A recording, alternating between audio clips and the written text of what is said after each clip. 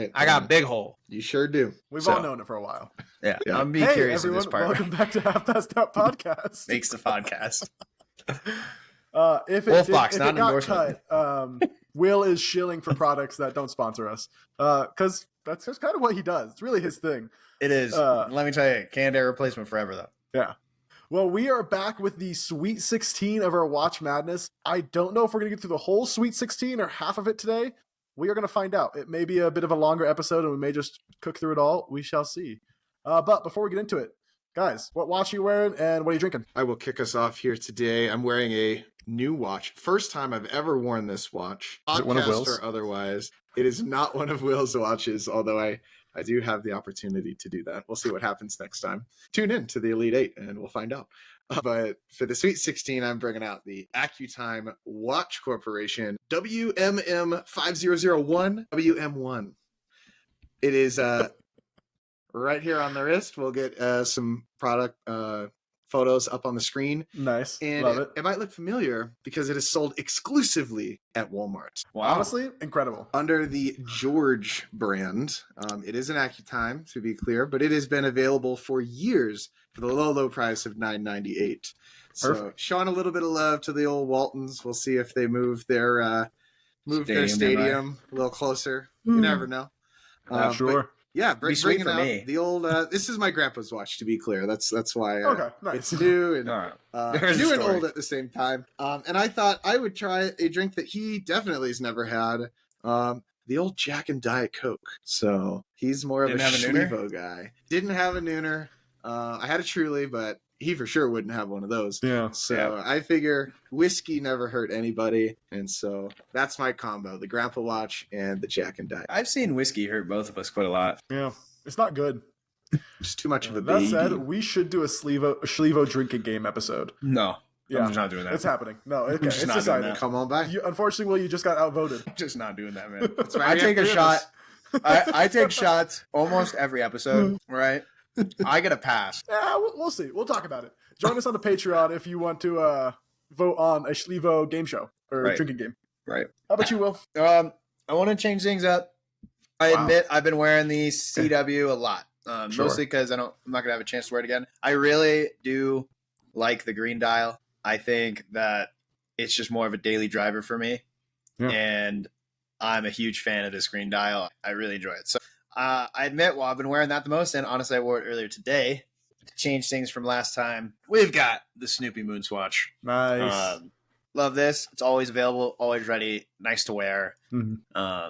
Yeah, really a great piece in the collection. It's one of my faves. So pairing that with the grapefruit Nooner, tequila Nooner. Nice. And I would tell Quality. you, if you haven't had the grapefruit one before, I would greatly recommend it. No pun intended.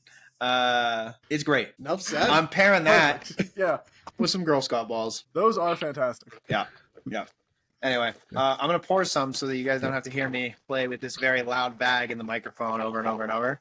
While he's doing that, Hunter, because we should talk about it. It will have been released for several weeks by the time this episode comes out. Sure. What do you think of the pink moon swatch? Ooh. So I got keep in mind, that's not old news. Like the Rolex Land Dweller just got announced a day or two before this recording. We're not going to talk about that shit. Let's talk about the moon swatch. I'll tell you what, I think it's a smart play from a business perspective because there's all of these dudes out here that got the moon swatch, love the hype, right? Enjoying themselves. And then all of a sudden, their girlfriends and wives can get involved with a pink watch for sub $500. And next thing you know, you're twinning.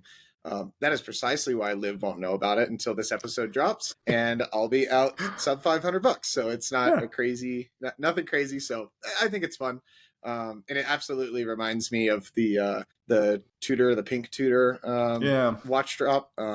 So I wouldn't be surprised if they like Tudor has like that Miami Vice color combo. Wouldn't surprise me if they have something like that. Although you never know with Swatch. It seems like this SKU is here to stay. So they're gonna just keep going for it. Why not? Yep. Miami Vice color combo would be pretty sweet. Moon Swatch, if you use that idea, we expect royalties back, obviously. Or at least samples. Or at least permanent samples. Paid samples. We're pretty cheap. Yeah.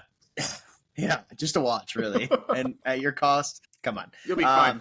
You'll be fine. My opinion on the pink moon phase. Yeah.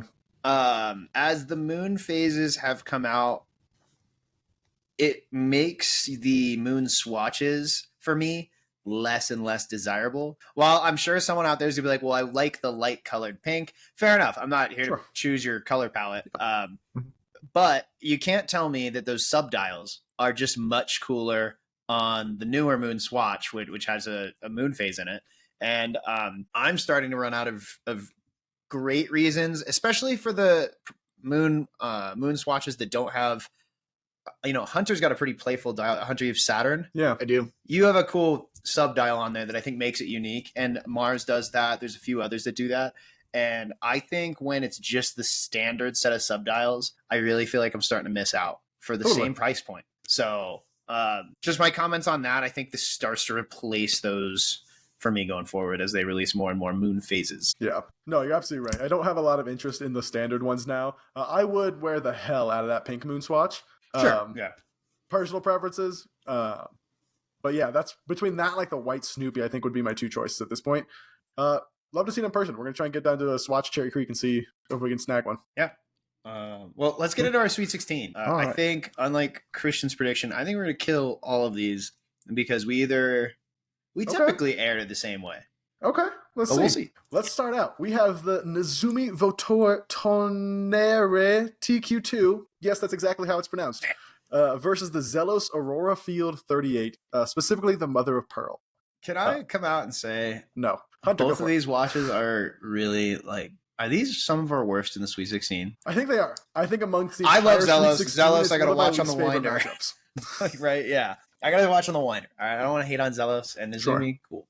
Yeah, it's some of our worst matchups here. Like this is what's our recent upset? This is like Arkansas playing basketball right now. Sure. Right? Yeah, sure. Totally. Yeah, I know you don't understand that. 2025 bracket creators, they get that. Okay. Yeah. Anyway, come out the gate. It's Nezumi for me. I like the Zelos, but having worn Wills for some time, I just have never found a comfortable fit, even with his strap changes. I like the aesthetic of the Nezumi. It's really simple. I haven't changed the strap. You haven't changed the strap? No. Well, you should. Never change the strap. I was actually just going to comment on the fact that this is a rubber strap and would fit very differently. That's fair. Okay. Because it's a smaller watch. Change my mind. Yeah, I'm going Nezumi for this one. I'll make Hunter be the tiebreaker. I think the Nezumi looks like a watch that we get off of Temu. Ooh. Shots fired, Will. Wow. As a proud multi-Temu watch owner. I only have one. I just think the colors kind of like washed out. Maybe it's a bad photo. I know what I'm getting with Zelos. A lot of people know what they're getting with Zelos. Nezumi is kind of a no-name brand. They're both similar price points. I don't like the. I think we said that this was the best looking of the Nezumis as well. It is, because we struggled with the other colorways. I don't love this Nezumi. I think there's better looking chronographs on this list and out there. I'm going with the Mother of Pearl. I think that's a great dial and something you're not going to get at this price point as easily. There you go. Hunter, who's moving forward? Well, I did quite a bit of research on the Nezumi because I know far too much about Do your own research. Zelos. So take everything with a grain of salt here. But it will be the Zelos for me. There you go. First of the Elite Eight. I mentioned the MOP in round one. That's the motivator for this one here. I do think it's a great value to get a chrono at sub 600 here from Nezumi. It doesn't have kind of this cult-like following that Zelos has, and you're not going to get that unless you have a really quality watch. As much as there you go, Will. There you have it. But the Nezumi, there's just too many unknowns. Although really liking what we're seeing. It's one of those things. Get it on the wrist, and that's just something that we just don't have. And so Zelos is going to move on, but I'm liking what I'm seeing from Nezumi, and they've got a couple other pretty great SKUs as well on the website. I'll be a hater. I don't care. All right, let's see what's next. The Dan Henry 1964 GT voice versus the Phoibos Eagle Ray. Hunter, I want to start with you because you had some pretty strong things to say about the Phoibos last time. What do you think in this matchup? Yeah, I don't love either in this. Our under 600 bracket. Under 600 stuff. Forward. So here's what we learned from this. If you are going to be an independent watchmaker, fuck it and make $1,000 plus watches. That's kind of where we're at. I don't love either pick here. Hot take. I was really struggling with the Foibos on manufacturing and things like that. Yeah. I will say this: going chronograph to chronograph from the Dan Henry and the Nezumi, I do like Sure. the Nezumi quite a bit better. I do get tons of Instagrams from both of them. I don't get anything from Foibos, so I'm surprised you get Foibos. I haven't seen Nezumi at all. I've seen a lot of Dan Henry. I'm the same. I don't know Dan why. Henry's the what, a algorithm's $200 or targeting you. $300 watch? Yeah. It's a good bit cheaper than Nezumi, I think. Totally. Eagle Ray for me. It's not my red dial, but it's pretty close. Okay. That's moving forward. Wow. Is that you Oh, picking no, the so Eagle that's your Ray? choice. That's my choice. Yep. Okay, I was the first to perfect. pick. Yeah. I am going to make Will be the tiebreaker then, because it is the Dan Henry for me. You guys really talked me out of the Foibos. I was all for it last time. After listening to the episode, thinking about it a lot more. Yeah, for that price point and the quality and it being a more unknown, I don't know. I'll keep it simple. Dan Henry, 1964 GT. Damn, tiebreaker time. All right. Always. Dan Henry makes some pretty nice watches for the price. Yeah. I think strictly out of an entry level buyer. And it sucks. You don't think about these things when you're prepping for the tournament, but Yeah. those little things in practice, like making sure your website ain't dog water and Ooh. making sure your stock is kind of available in your country or in a select country that might be a larger market. Those things in practice matter. And I got to go Dan 1964 GT because I would recommend that brand to more watch buyers than the Foibos. I really think I like what the Foibos is doing, but man, am I telling you, that's a watch that I would be worried about buying with the upside of this could be my favorite watch in the collection. Huge, and it carried that, power push through one round, but it's not going to break through the consistency of Dan Henry 1964 GT. Dan Henry's just going to get more boards. So There you go. we're taking Dan. All right. That's our Sweet 16 for the under 600. So we've got the Dan Henry versus the Zelos will be the Elite 8. I feel so bad for Dan Henry, I think. Let's move on. I think next we have sports watches? Sure. There we go. All Ooh. right. The Christopher Ward C60 Trident or the Unimatic U1 Classic? Left. The CW for you? Yeah. Okay. I've worn not quite that exact CW. We've tried on a CW sport watch. We had that exact scheme. Yeah. Ours was a white dial. But Ours was a white dial. Yeah. I was going to say not quite that exact piece, but pretty close. I loved that piece. I like that piece more than this piece. And I like this piece a lot. I'm a dial guy. Black and white dials shouldn't be my absolute favorite, but I just really loved that piece. I loved wearing it. It felt good on the wrist. Other people liked it. They felt the quality in it. It's the CW for me.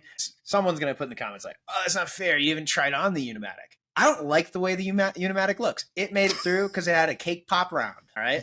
Just because they went against Harvard B doesn't mean that I'm going to pass them through again. All right. I'm not a pilot's watch guy. I got one and there's nothing on it. Basically, that's kind of what they're going for here. I give them credit for uniqueness. I think I sold Unimatic on that last time. Mhm. But this time around, it's the CW for me. And it's not close. Calling it a 90-40. Jeez. Wow. Hunter, how about you? Wow. Fuck it. 3 tiebreakers in a row. Unimatic. Oh, Yep. And here, this is just me making sure that everyone knows that we are going to be objective on this podcast. yeah. Tell me some objectively good things. I like the design of the Unimatic. That's really what it comes down to. I think they're doing something unique. Check out the That's first. not a subjective opinion. What?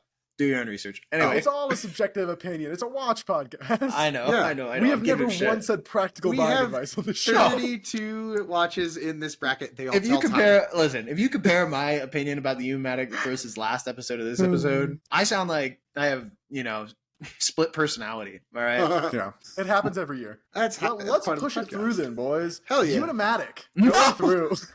Damn it. Not just to spite Will, although that is a fun part of this.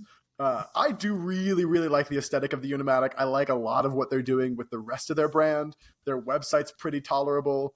CW has been so kind to us. I loved wearing the C60. It is a great watch. Similar price points. I would go with the Tool Watch Unimatic. Crazy. There it is. Upset. All Crazy right. work. Do we really have to even talk about this one? Not Okay, really. Wild one, obviously. Autodromo, you had a good run. Did they? It was a 1-round run. Exactly. That's all I got. Does anybody else want the Autodromo? Anyone make a pitch? I think it was a clean sweep. Hunter? Hunter? No pitch here. I think, Yeah.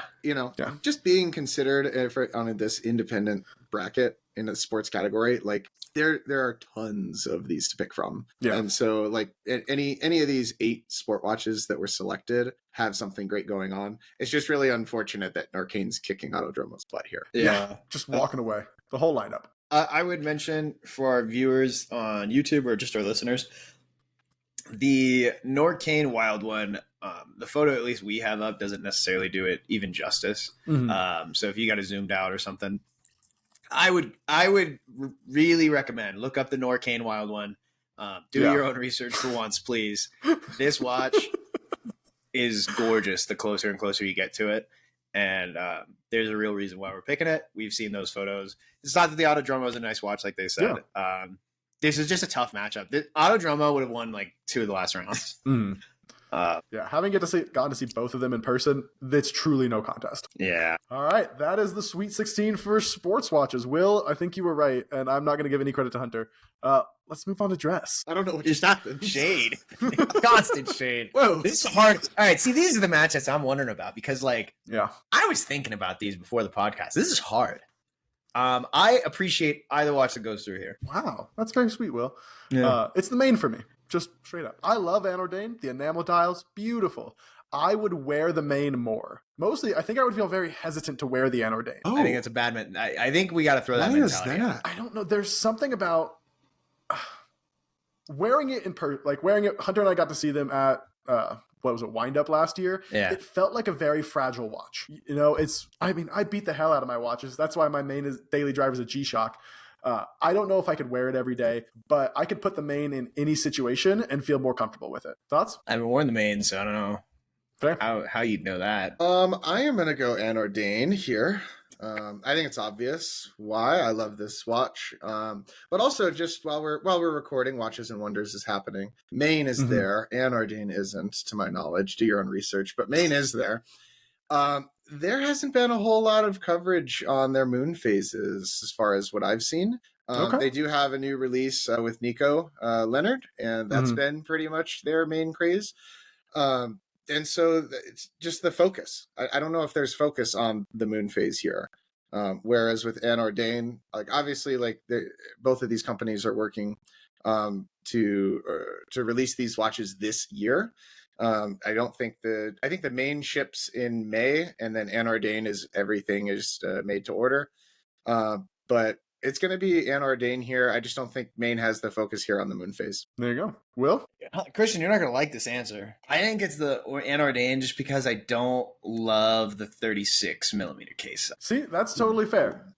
It is a very small watch for a lot of people. If you look at their stock photos, it's small too. Mm-hmm. Yeah. I personally don't have a problem with that, but I totally get where you're coming from. It's not for everybody. Yeah, I would just like to see. I think they do a lot of good stuff. Even just this, the bigger, honestly, would go a little further for me. Okay. If it were a 40, what would you think? Would it tilt the scales at all, or is it still the Anordain? Tell you what, give me the 40 with a slightly, maybe just a different color dial. I think that blue is almost a little. I have a lot of blue watches. I think that blue is almost a little boring. Fair. I think you could make the argument, give me like those two changes. I'd probably take the main here. Because I do like the moon phase. It looks like their finishing's pretty excellent. I think the multi-layered dial aspect, which we haven't brought up, I think it's very cool. But that multi-layered dial is pretty small, and that multi-layered dial texture from the Anordain, because it's that it's just an amazing dial. That texture I think stands out, and in person, in focus, you can see it. People look at it like, wow.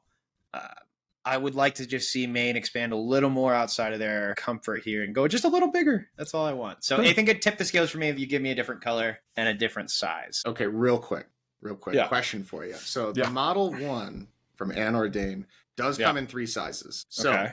I assume we're looking at all the kind of 36. leaning towards the 41. They do have a 35. I would wear the hell out of a 35 millimeter Anordain. So let's I'm make trying it to think about it now. I've 41. got to like reset the mindset from like sports and under $600 watches. We are now in higher end watches. We are now in dress watches that are not taken out all the time. Yep. But a 35 millimeter Anordain, I think would be really nice. I gotta be blind. Can you link me to the 41? I'm on their site. Yeah, sure. Yeah, so the smallest option that they offer is a 35. Let me just go to general here and paste. The medium size is a 38, and the largest size they offer is a 41. Yeah, the Anordain. I'm sorry. For some reason, I thought you were talking about main. Wow, that was bad. So if we go apples to apples, right, the closest comparison we're going to get is the 35 from Anordain and the 36 from Maine. I do think I want to change my answer. I think I would go Anordain. I still go Anordain because I think that as that watch gets smaller, I think the dressy, simple look is actually even more exciting. Makes that dial pop. I think this sporty look, it's kind of a sporty watch in a dressier case, or a piloty case, one of the two. And I just wish it doesn't work perfect for me. And again, these two, I said at the beginning, I'm going to say it now. These two watches, I think beat so many watches, even at the notable price point increase, which we will consider as those things clash. I think the main, I'm going to shit on my own brand here, Zelos. I think this kills the Zelos in a very similar looking case and all of that, right? I think you see the money go a lot further here with the main, but it sucks that it falls short. I'm going Anordain. I'm glad we swayed Christian to the clean sweep here. Yeah. All right, let's move on. The Braver BW003 versus Cuervo y Sobrino Flameante. Said perfectly. Yeah, it's my mother tongue, obviously. I'm glad I didn't have to say it. I appreciate that. Any starting arguments? I'm coming to realize that on the Braver and what we really liked about a watch that got DQ'd. I'm trying to. What's the name of the Brooklyn brand? Help me, Carpenter. guys. Carpenter. Mm-hmm. I really like it when the date in the absolutely is in that circle. I'm a big fan of that. Completely agree. That is that's hit every time for me, and I'm a sucker for it. I am still a dial guy though, and I'm gonna go Cuervo. Yeah, that 6 o'clock date window being a circle makes all the difference. It's less of a window. I guess depends on what timeline you're in, but most windows are square around here. But being circular, you know what I'm talking about. All right, go on. Are most windows squares or circles, Christian? Most windows are squares. I don't know what you're talking about with the timeline, but I've got you. I'm on the same page. I don't know. I like to imagine a world where everyone has like super futuristic watches. Hint, hint, nudge, nudge. Towards the end of this video, we'll be talking about some of those.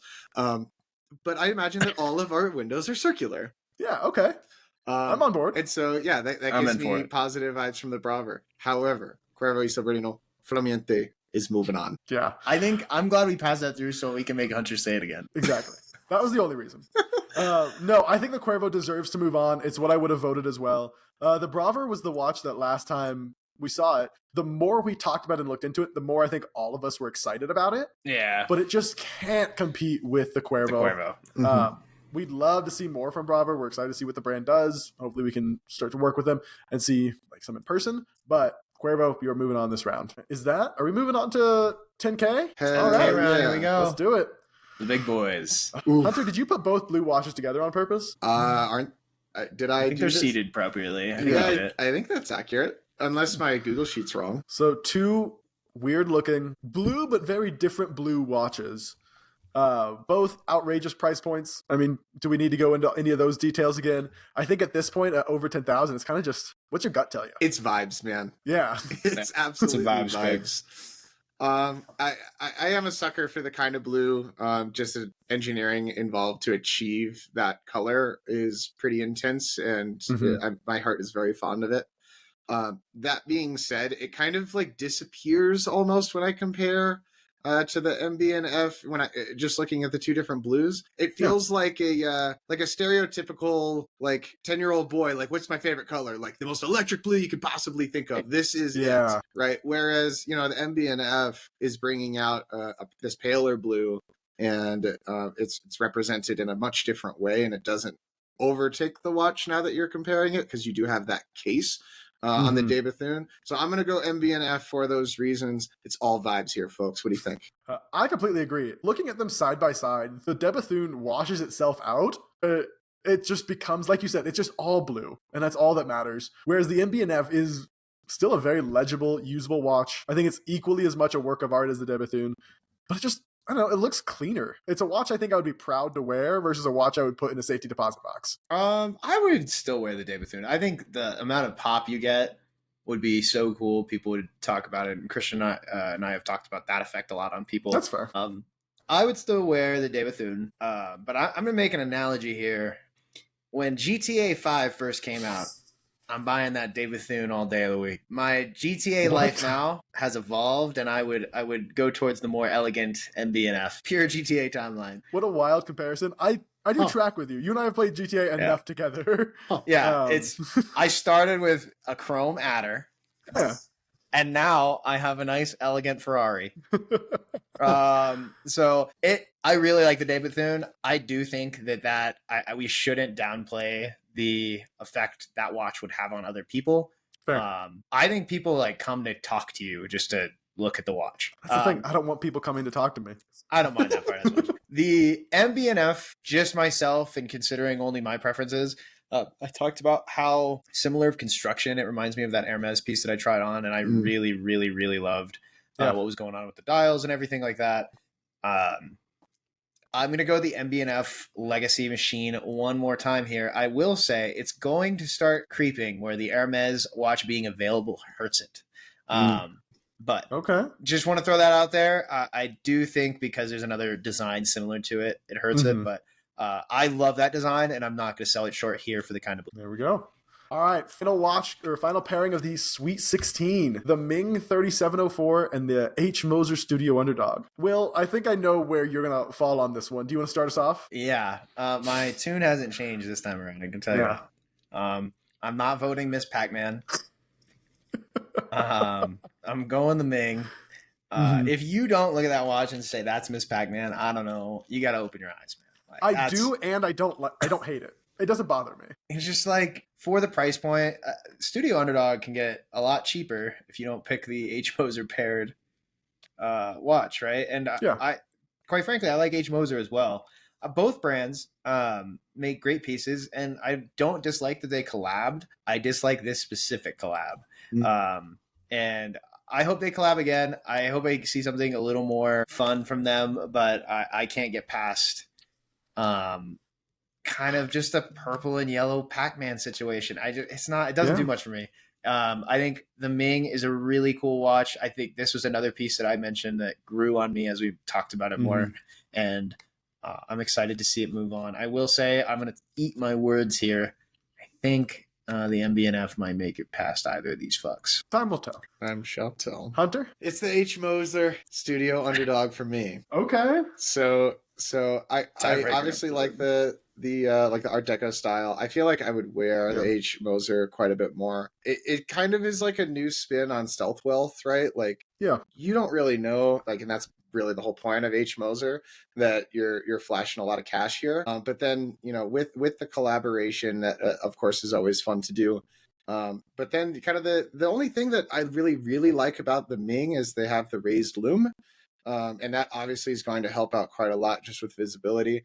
But aside from that, like, I don't know, it doesn't have these other attributes coming from H. Moser Studio Underdog. Plus, do your own research. It sounds like you get two watches for the price of one on this H. Moser. Well, for the price of a lot of other watches, but to a degree, right? We are in that over 10K, so like, why not spend 250K? So that. Anyway, it's H. Moser for me for kind of those personal reasons. But that's kind of the point. It's all vibes here. So, Chris, you basically just say if you buy one, you can buy 25. Exactly. More or less. So I need to talk about the photos here because a lot of good points have been made. The Ming photo is like, it's bad, but that's a product of us trying to source a photo directly from the website. But that's a product of their website sucking. Exactly. But the H. Moser, there is, at this price point, I think something truly unforgivable that I've finally noticed. The date window is not color matched to the dial, to either color on the dial. Christopher Ward does that at $600. Yeah. If you're going to put a date window on a high-end watch, make it match, make it accent, make it look appealing. The black on white against the purple and yellow is, I don't mind the Pac-Man watch. I love the little green, like, plum stem that they did. I think it's a really cool aesthetic. Match the goddamn date window. Building on that is not an unpopular opinion. People like we are like that. We're just repeating what people like. Okay, we're just speaking to the opinions of others right now.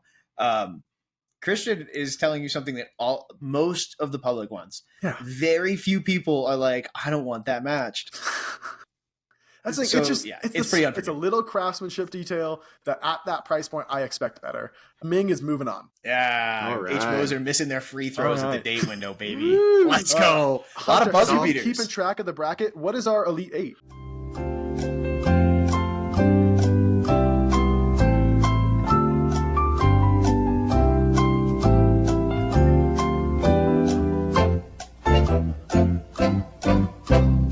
Being We don't know what facetious. it is. Tune in next week for the Elite 8. Cheers, everybody. Cheers.